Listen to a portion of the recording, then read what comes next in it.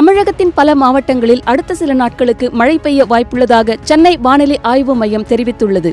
குறிப்பாக நீலகிரி, கோயம்புத்தூர், ஈரோடு, சேலம், தருமபுரி, கிருஷ்ணகிரி உள்ளிட்ட 6 மாவட்டங்களில் நேற்று ஓரிரு இடங்களில் கனமழை பெய்தது.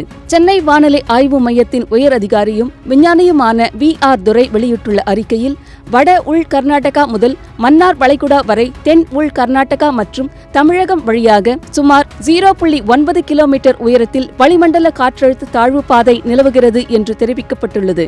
இதன் தாக்கத்தால் நேற்று மேற்கு தொடர்ச்சி மலை மாவட்டங்கள், தென் தமிழக பகுதிகள், டெல்டா மாவட்டங்கள், கடலோர பகுதிகள் மற்றும் காரைக்காலில் இடி மின்னலுடன் கூடிய லேசானது முதல் மிதமான மழை பெய்தது. மற்ற பகுதிகளில் பெரும்பாலும் வறண்ட வானிலையே நிலவியது.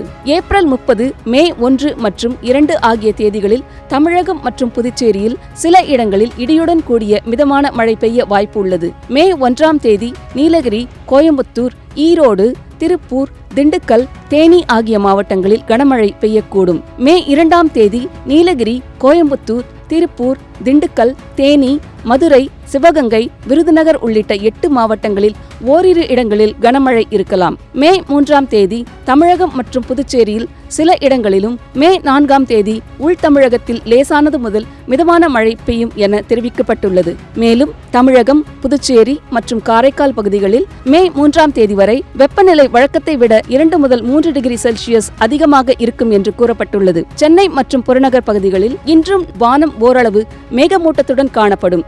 அதிகபட்ச வெப்பநிலை 38 முதல் 39 டிகிரி செல்சியஸும், குறைந்தபட்சம் 28 டிகிரி செல்சியஸும் இருக்கும். அதிக வெப்பம் மற்றும் ஈரப்பதம் காரணமாக பொதுமக்களின் இயல்பு வாழ்க்கை பாதிக்கப்படலாம் என எச்சரிக்கப்பட்டுள்ளது.